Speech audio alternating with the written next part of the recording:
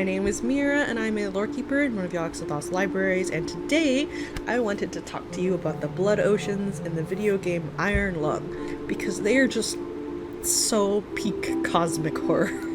I'll be reading the terminal entries from the game, as well as adding my own theory at the end regarding what exactly the blood oceans are. Some backstory: in the universe of Iron Lung, in the year 2349 AD, an event occurred called the Quiet Rapture.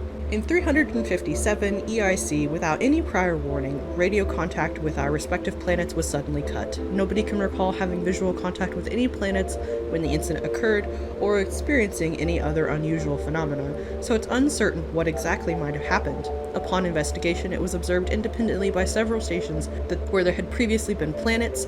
Nothing remained. Further investigation over the following months revealed that all known planets with sentient life, flora and fauna, a habitable atmosphere, or any sort of natural resources were likewise gone, along with all known stars.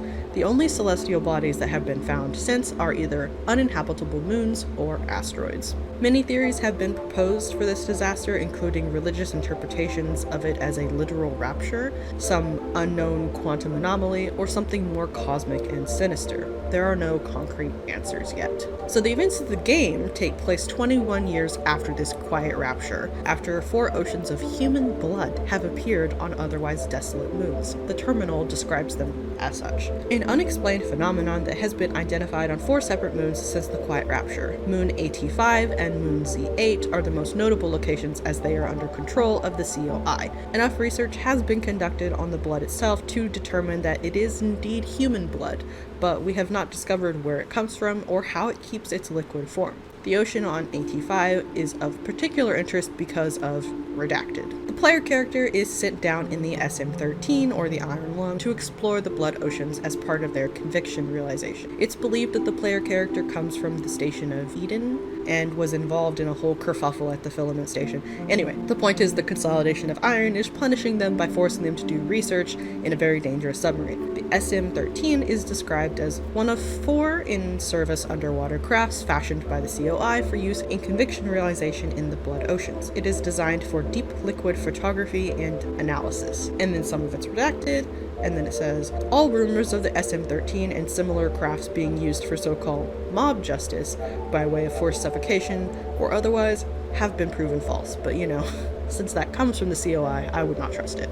The most fascinating and frightening part of the game, in my opinion, is the photographs one takes while exploring the blood ocean of Moon AT5. It is clear from these photos that there are indeed creatures living in this blood ocean. One photo shows the wreckage of the SM-8.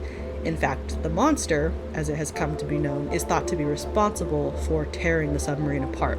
The most interesting and perhaps informative terminal entry that can be found in the game by querying is the terminal entry for SM-8. Hopefully they don't redact this before updating the database. What most people don't understand is that not all subs are built equal. The SM-8 is not a burner sub. It really is for exploring and surveying blood oceans. If they send you down in the Iron Lung, they don't give a fuck if you come back, or if the sub comes back, because it's a pile of garbage and you're a piece of shit. You come back with photos, great. You sit down there and suffocate quietly, even better. But if they send the SM-8 down, one of the scientists is piloting, and they all expect them to return. And now the SM-8 is in the blood ocean in pieces. No, not hit a rock pieces or sprung a leak pieces. It looks like something tore it up. And the weirdest thing is that nobody else seems surprised. We might have found the first planetary life since the rapture, and they're acting like it's no big deal. I know you're next in line for realization in the Iron Lung, and usually that means you won't be seeing the stars again, but they don't have the SM-8 anymore. They have 3 burner subs and a lot of curiosity about AT5. And maybe that means you have a chance. Other photographs taken during the player's expedition include a Beetlejuice sandworm-esque flora, or perhaps fauna, skeletons of giant sea creatures, and spindly branch-like anomalies. However, my favorite is the 2 photos taken of what appear to be buildings. My knee-jerk reaction to these was to suddenly flash back to the first time I read The Temple by H.P. Lovecraft. Sunken ancient buildings always tend to remind me of that. These buildings and the fact that the oceans are made up of specifically human blood specifically human blood, is what leads me and a lot of people in the Iron Lung community, I think, to believe that the blood oceans are the direct result of the Quiet Rapture, and that someone or something is responsible for transmuting all of the humans and creatures on those habitable planets into said blood oceans. And many of the creatures and buildings on those inhabitable planets that were vanished also ended up in those blood oceans somehow. The monster is possibly the descendant of one such sea creature. Alternatively, it could just be some kind of eldritch horror, like Dagon. Or it could be the one responsible for turning all the humans into blood soup for it to swim around in. I don't know if I believe that though, since there are so many sea creature skeletons. A lot of people believe that there is more than one monster, and I kind of agree with them. It's just not explained, and that is part of why I love it so much. Very much like Lovecraft and other cosmic horror or weird horror writers, it leaves your imagination to run wild. For those of you that are not aware, Markiplier has made an Iron Lung movie with the help of the original creator from the game, David Szymanski, and the movie, at the time I'm recording this, is not out yet, but Mark said it's finished, and he implied that it really, expands and explores the lore of the game.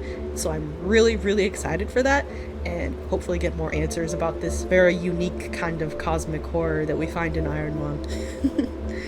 Anyway, I hope this short summary of the environment of Iron Lung and what blood oceans could possibly be, in my opinion, has been entertaining at the very least to watch. And thank you as always for hanging out with me, and I hope to see you next time here in the library.